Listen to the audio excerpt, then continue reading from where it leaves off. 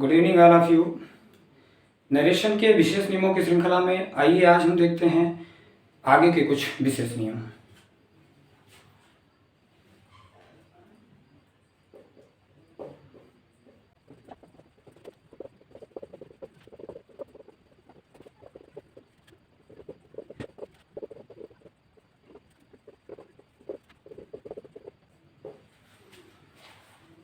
जैसे नियम नंबर 9 है, यदि रिपोर्टेड स्पीच में हेलो, हाय जैसे शब्द आते हैं तो रिपोर्टिंग पार्ट में ग्रीट शब्द का प्रयोग किया जाता है तथा उसके बाद हम जो रिपोर्टिंग वर्ब है उसे एंड से जोड़ते हुए आगे की चीजें लिखते हैं।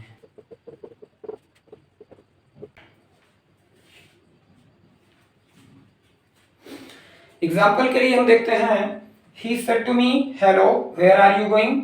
यहां पर हम ही के बाद हेलो के लिए ग्रीटेड शब्द का प्रयोग करेंगे। उसके बाद हम रिपोर्टिंग ऑब्जेक्ट को लिखेंगे। उसके बाद हम एंड के साथ रिपोर्टिंग वर्ब को लिखेंगे। अब यहां पर हम देखेंगे वेयर आर यू गोइंग अर्थात पूछा जा रहा है, कुछ प्रश्न किया जा रहा है, इसलिए हम रिपोर्टिंग वर्ब को आस्क्ड में परिवर्तित कर देंगे। दोबारा मी लिखने की कोई आवश्यकता नहीं है, कंजंक्शन के रूप में हम क्वेश्चन वर्ड को ही लिखेंगे। उसके बाद रिपोर्टेड सब्जेक्ट यू है जो कि ऑब्जेक्ट के अनुसार रिपोर्टिंग ऑब्जेक्ट के अनुसार बदलेगा। मी को हमने आई में कन्वर्ट कर दिया। उसके बाद शेष वाक्य यहां प्रेजेंट कंटीन्यूअस टेंस है, यहां पास्ट है, ये पास्ट कंटीन्यूअस में परिवर्तित हो जाएगा। इस तरह से इसे हम इनडायरेक्ट में परिवर्तित कर देंगे। आइए अगला नियम हम देखते हैं।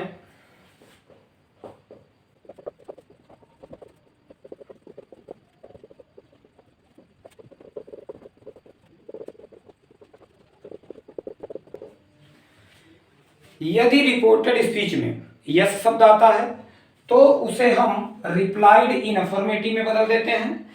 लेकिन यदि रिपोर्टेड स्पीच में नो शब्द आता है तो नो शब्द के आने पर उसे हम रिप्लाइड इन निगेटिव में बदल देते हैं। एग्जाम्पल हम देखेंगे,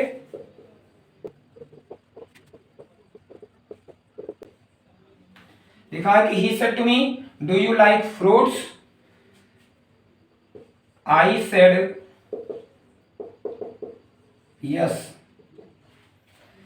तो इसे हम जब इनडायरेक्ट में परिवर्तित करेंगे तो इसका इनडायरेक्ट कुछ इस प्रकार से बनेगा, ही सेड को हमने आस्क्ड में बदल दिया। कंजंक्शन के रूप में if, second person pronoun object के अनुसार आई हो गया। लाइक को हमने लाइक्ड में बदल दिया क्योंकि प्रेजेंट इंडेफिनिट यहां पास्ट होने पर पास्ट इंडेफिनिट में परिवर्तित हो जाता है।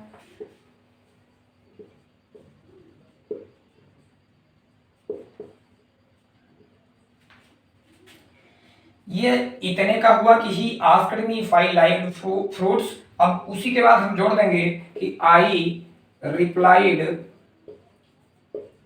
इन अफर्मेटिव।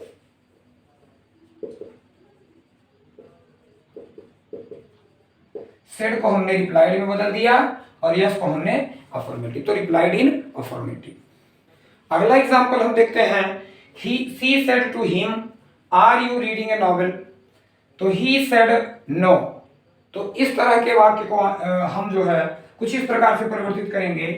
इनडायरेक्ट में सी सेड को हमने आस्क्ड में परिवर्तित किया। हिम कंजंक्शन के रूप में हमने इफ का प्रयोग किया। सेकंड पर्सन प्रोनाउन ऑब्जेक्ट के अनुसार बदलेगा। यहां पर प्रेजेंट कंटीन्यूअस है, यहां पास्ट है, तो ये पास्ट कंटीन्यूअस हो जाएगा।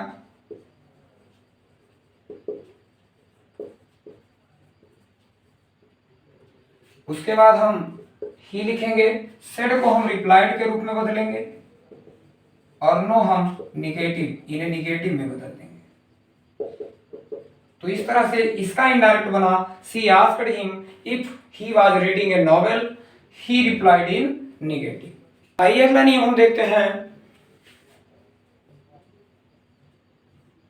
यदि रिपोर्टेड स्पीच में वेल, ओ, आई सी आदि जैसे निरर्थक शब्द आते हैं, कभी कभी ये शब्द आते हैं जिनका कोई भी मतलब नहीं होता है, तो ऐसे समय में इनडायरेक्ट बनाते समय हम इन शब्दों को हटा देते हैं। जैसे हम एग्जांपल में देखते हैं, द टीचर सेड,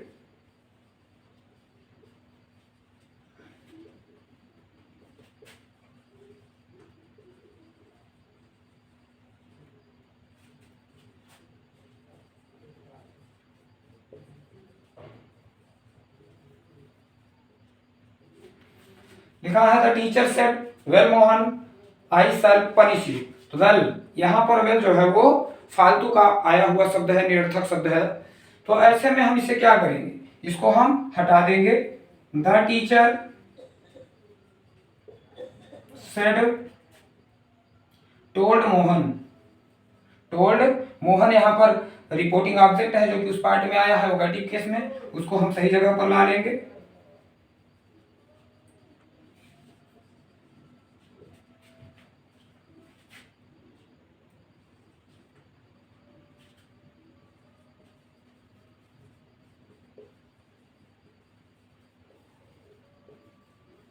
तो इसका इनडायरेक्ट कुछ हम इस प्रकार से बनाएंगे।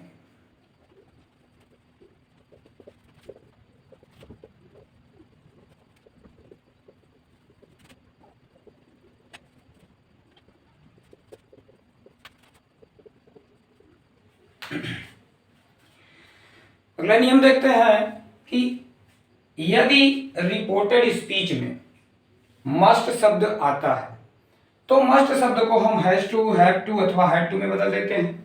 किंतु यदि वाक्य में नीति, नियम या सिद्धांत का बोध होता है, मस्ट जो है यदि नीति, नियम या सिद्धांत का बोध कराता है तो उस समय हम मस्ट को अपरिवर्तित रखते हैं, उसमें कोई भी परिवर्तन नहीं करते हैं। आइए एग्जाम्पल देखते हैं।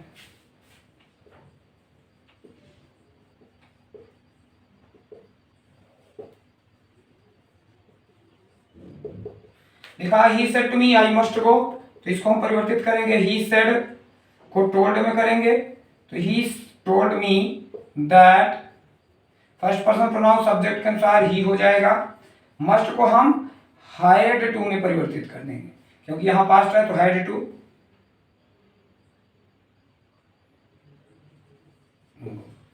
तो इस तरह से इसका हम परिवर्तन करेंगे कि he said to me I must go, तो he told me that he had to go. एक दूसरा एग्जांपल हम देखते हैं।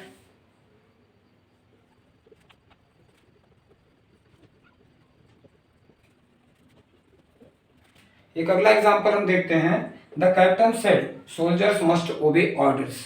यहां पर देखिए सोल्जर्स मस्ट ओबे ऑर्डर्स, ये स्पीच, ये सेंटेंस सिद्धांत या नियम का बोध करा रहा है, एक नियम का बोध करा रहा है। तो ऐसे में क्या करेंगे, हम मस्ट को अपरिवर्तित रखेंगे, मस्ट में कोई भी परिवर्तन नहीं करेंगे। तो द कैप्टन सेड, कंजंक्शन के रूप में दैट का प्रयोग करेंगे, सोल्जर्स मस्ट ओबे orders.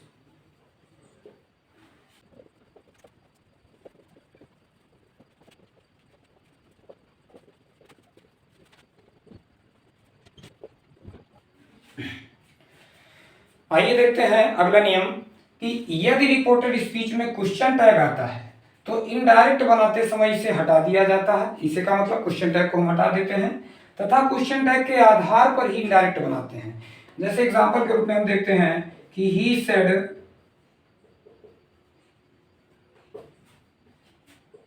My friend is very honest.